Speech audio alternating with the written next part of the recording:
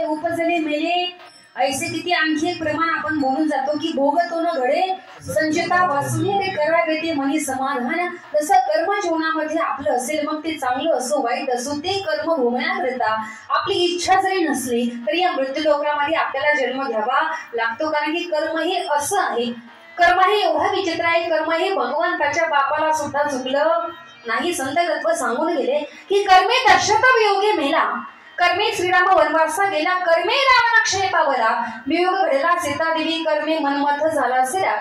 स्वतः प्रभू रामचंद्राचे वडील असणारे दशरथ राजा, किती मुलं होती त्यांना? महिला वर्ग. किती लेकरं होती? जागे आहेत ना तुम्ही सगळ्या? किती? 4 मुलं होती. अरे चौघे पुत्र राजा दशरथा, पण अंत समयी एकही नव्हता. 4 मुलं होती परंतु शेवटच्या क्षणी एकही मुलगा जवळ नव्हता. कारण की प्रभू रामचंद्र हे वनवासामध्ये होते, लक्ष्मण भैया वनवासामध्ये होते आणि भरत छत्रपती मामाच्या घरी होते. या ठिकाणी राम राम म्हणून प्राणत्याग करावा लागला. याच्या पाठीमागे त्यांचं तसं काय होतं? कर्म होतं. जगाचा चालक मालक आणि ज्याच्या सत्तेनं आपलं हे संपूर्ण विश्व चालते की तुझ्या सत्तेने वेदासी बोलणे, सूर्याची चालणे, तुझ्या बळी अरे आयसा तू समर्थ ब्रह्मांडाचा धनी. म्हणजे वृक्षाची पानं हरी ज्याची सत्ता, वृक्षाचं पान सुद्धा भगवंताच्या सत्तेशिवाय हलू शकत नाही. तो परमात्मा त्या प्रभू रामचंद्राला सुद्धा 14 वर्षाचा वनवास भोगावा लागला. त्याच्या पाठीमागे त्यांचं तसं काय होतं? कर्म होतं. आदिशक्ती असणारी सीता माता, त्यांना सुद्धा 6 महिने का होईना आपल्या पतीचा वियोग हा सहन करावा लागला.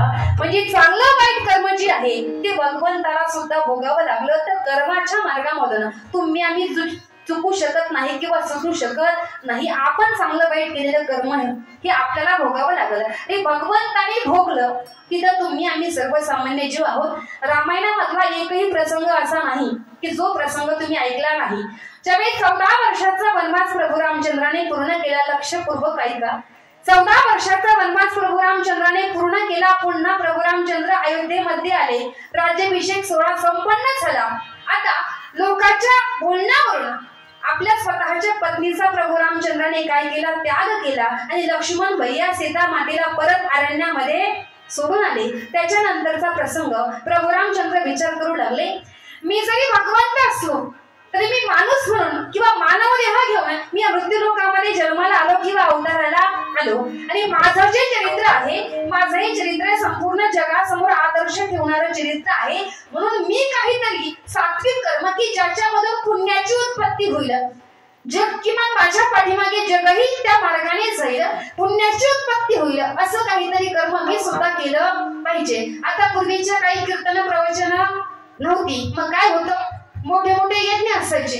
प्रभू रामचंद्राने सुंदर यज्ञाचं नियोजन केलं, अतिशय सुंदर भव्य दिव्य यज्ञाचं नियोजन केलं. पण यज्ञ जर करायचं म्हणलं तर सगळ्यात अगोदर कुणाची आवश्यकता लागते? मला सांगा. ब्राह्मणच जर नसेल तर यज्ञ होऊ शकतो का?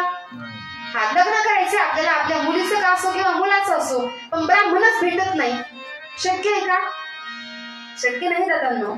म्हणजे विधीनुसार ब्राह्मण त्या ठिकाणी लागतात. आता यज्ञ करायचंय प्रभू रामचंद्राला, मग ब्राह्मण देवतेची भेट घेतली, सांगितलं यज्ञ संपन्न करायचंय, तुमची आवश्यकता आहे. म्हटले ठीक आहे, पण ऐका ना प्रभू, माझ्या माहितीप्रमाणे तुमच्या असणाऱ्या धर्मपत्नी ज्या आहेत त्यांचा तुम्ही त्याग केलाय. हो, मग यज्ञाला तुम्हाला बसता येणार नाही. म्हटले का? म्हटले कीर्तनला जर ऐकायचं असेल आणि पती जर घरी झोपले तर एकट्या पत्नीला कीर्तन ऐकण्याचा अधिकार तुमच्या आहेत ना सगळे कीर्तनाला? हा आहे. किंवा पत्नी आपली घरीच भांडे घासत बसली तरी सुद्धा एकट्या पतीला कीर्तन ऐकण्याचा अधिकार आहे.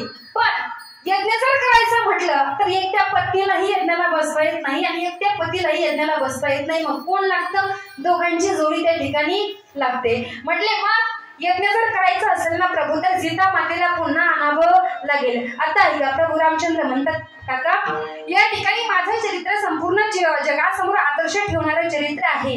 या ठिकाणी आमच्या रघुकुळाची रीत आहे की रघुकुल रीत सदा चली आई, प्राण जाय परी वचन ना जाय. आमचा प्राण जरी गेला तरी चालेल परंतु वचन आम्ही कधी निष्फळ जाऊ देत नाही. रघुकुळाची रीत आहे, त्या पत्नीचा त्याग केला त्यांना मी पुन्हा आदराने आणू शकत नाही. मग म्हटले यज्ञ करता येणार नाही, काहीतरी पर्याय सांगा. ब्राह्मण देवतेने पर्याय सुचवला. म्हटले एक करता येईल प्रभू. काय करता येईल?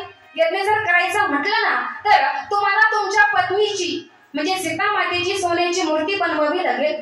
तुम्ही आपल्याला बसायचं, सीता मातेची सोन्याची मूर्ती शेजारी ठेवायची आणि यज्ञामध्ये आहुती द्यायची. असं जर घडलं, असं जर केलं तर यज्ञ करता येईल, यज्ञ संपन्न होईल. पण ऐका प्रभू, आज बनवलेली सुवर्णाची सीता मातेची मूर्ती उद्याच्या पूजेला चालणार नाही. म्हटले या मूर्तीचं काय करायचं? सांगून टाकलं. म्हणजे ब्राह्मण देवतेला दक्षिणेमध्ये दान करायची. हा यज्ञ सुरू झाला दादांनो. आता आपण एक सुपारी आता आपण आणत नाही. आपण काय सांगतो ब्राह्मण देवतेला? पूजा असो, सत्यनारायण असो, कुठलीही पूजा असली की आपण आणत नाही. आपण म्हणतो काका सर्व साहित्य तुम्हीच घेऊन या. आता त्या सुपारीवरती कशा कशाची पूजा झाली, कशा कशाची पूजा झाली की त्यांच्याही लक्षामध्ये राहत नसतं दादांना. म्हणजे एक सुपारी आपण एवढी फिरवतो, परंतु इथं सांगितलं की आज बनवलेली मूर्ती उद्याच्या पूजेला चालणार नाही. काय करायची? ब्राह्मण देवतेला दक्षिणेमध्ये दान करून टाकायची. म्हटले ठीक आहे. आता लक्षपूर्वक ऐका. प्रभू रामचंद्राचा यज्ञ सुरू झाला. तो यज्ञ 16,108 दिवस चालला. किती दिवस? 16,108 दिवस चालला. कारण की पूर्वीच्या काळामध्ये आयुष्य मर्यादा युगामध्ये भरपूर होती. 16,108 दिवस चालला. तर साधं सोपं गणित आहे. 16,108 दिवसामध्ये आपल्या पत्नीच्या मूर्त्या किती दान केल्या भगवंताने? 16,108 केल्या. कारण की रोज एक मूर्ती दान करायची. 16,108 मूर्त्या आपल्या पत्नीच्या दान केल्या. देवाने चांगलं केलं की वाईट केलं? हे अहो चांगलं केलं ना. पत्नीच्या मूर्त्या दान केल्या. यज्ञ करणं चांगली गोष्ट आहे, दान धर्म करणं चांगली गोष्ट आहे. हे कर्म भगवंताकडून घडलं. मला फक्त कर्म सांगायचंय. हे कर्म भगवंताकडून घडलं. आता तुम्ही कलियुगामध्ये कुणालाही विचारा. आता पुढचा अवतार जो आहे प्रभू रामचंद्राचा 8वा, तो म्हणजे भगवान श्रीकृष्ण परमात्म्याचा. सहज विचारायचं, सहज की भगवान श्रीकृष्ण परमात्म्याला पत्नी किती होत्या? किती सांगतो आपण? 16,108. या सहज प्राप्त झाल्या का हो? सहज प्राप्त झाल्या. हे कर्म जाताना अगोदरच्या अवतारामध्ये 16,108 आपल्या पत्नीच्या मूर्त्या ब्राह्मण देवतेला काय केल्या? दान केल्या. आणि तीच कर्माचे भोग म्हणून पुढच्या अवतारामध्ये 16,108 पत्न्या भगवंताला प्राप्त झाल्या. म्हणजे भगवंताने सुद्धा जसं कर्म केलं तसं भगवंताला भोगावं लागलं. आता आई प्रसंग काय काय म्हणते ताई, भगवंताने चांगलं केलं म्हणून चांगलं कर्म भगवंताला भोगावं लागलं. जिथं भगवंताही चुकला, जिथं भगवंतानेही वाईट कर्म केलं, भगवंताकडून जरी वाईट कर्म घडलं, ते वाईट कर्म सुद्धा भगवंताला वाईट पद्धतीने भोगावं लागला. हा प्रसंगही रामायणामधला आहे. ज्यावेळेस वालीचं सुग्रीवाचं दोघांचं म्हणजे दोघा भावांचं घनघोर युद्ध चालू आहे. वास्तविकता त्या युद्धाशी प्रभू रामचंद्राचा काहीही संबंध नव्हता. तरी सुद्धा वृक्षाच्या 8 बाजूला प्रभू रामचंद्र उभे राहिले आणि आपला मित्र म्हणून सुग्रीव आपला मित्र आहे म्हणून त्या ठिकाणी मित्रा खातीर त्यांनी वृक्षाच्या 8 बाजूला उभं राहून त्यांनी वालीला बाण मारला. तो बाण काळजामध्ये लागला. वालीने देह त्या ठिकाणी सोडला. दादांनो, हे भगवंताने चांगलं केलं की वाईट केलं? पटकन बोला. काय केलं भगवंताने? चांगलं केलं की वाईट केलं? मला सांगा. दोघा भावांचे भांडण चालले, सख्या भावांचे. कलियुगामधलं उदाहरण घ्या. आपला काही संबंध नसताना, म्हणजे दोघा भावांचा वाद चालू आहे, तिसऱ्याचा काही संबंध नाही. काही संबंध नसताना तिसऱ्याने त्या वादामध्ये उतरायचं आणि लहान भावाच्या डोक्यामध्ये दगड घालायचं. योग्य आहे का? हा, म्हणजे त्याचा काही संबंध नाही भांडणाशी. या ठिकाणी असं घडलं. दोघा भावाचं युद्ध, प्रभू रामचंद्राचा अर्थार्थी संबंध नसताना त्या ठिकाणी वालीचा त्या ठिकाणी घात झाला. व त्या ठिकाणी केल्याच्या नंतर हे कर्म भगवंताकडून वाईट घडलं जाताना, परंतु हे वाईट कर्माचे भोग म्हणून ते सुद्धा भगवंताला भोगावे लागले. तेही कृष्ण परमात्म्याच्या अवतारामध्ये. अरे अगोदरच्या जन्मामध्ये जो वाली होता तोच पुढच्या अवतारामध्ये तो व्याध झाला. अगोदरच्या जन्मामध्ये प्रभू रामचंद्राने वालीला संपवलं आणि पुढच्या अवतारामध्ये त्या पार्वतीने व्याधाने भगवान श्रीकृष्ण परमात्म्याला बाण मारून किंवा त्या ठिकाणी निजधामाला पाठवलं. दादांना म्हणजे भगवंताला सुद्धा चांगलं वाईट कर्म भोगावं लागलं. त्याच पद्धतीने आपण सुद्धा जीवनामध्ये जीवन जगत असताना जर चांगलं कर्म केलं तर चांगल्या कर्माचे भोग चांगले मिळतील. जर कर्म जर जीवनामध्ये वाईट घडलं तर वाईट कर्माचे भोग आपल्याला सुद्धा वाईटच भोगावे लागतील. हा कर्म मार्गाचा काय आहे?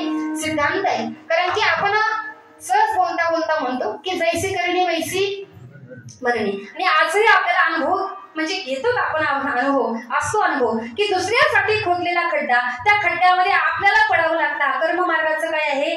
सिद्धांत आहे. ते चांगलं असो किंवा वाईट असो, जसं आपलं कर्म असेल त्या कर्माचे भोग तसे जीवनामध्ये आपल्याला भोगावे लागतात. बघा 5 जण सख्खे भाऊ, महिला वर्ग. पूर्वीच्या काही लेकरही भरपूर असायचे, अर्धा डझन लेकरं असायचे. किती? आता इथं जर 80 वर्षाच्या 85 वर्षाच्या जर आजीबाई असेल तर त्यांनी सांगायचं म्हणजे होते पूर्वीच्या काही तशी परिस्थिती. आता हम दो हमारे दो, आता हम दो हमारा एकच. म्हणजे कलियुगामध्ये आताची परिस्थिती आहे. आता 5 जण मुलं होती, त्यातला 1 नंबरचा मला कर्म सांगायचंय. 1 नंबरचा उत्तम भागवताचार्य, दुसरा राष्ट्रीय कीर्तनकार होता.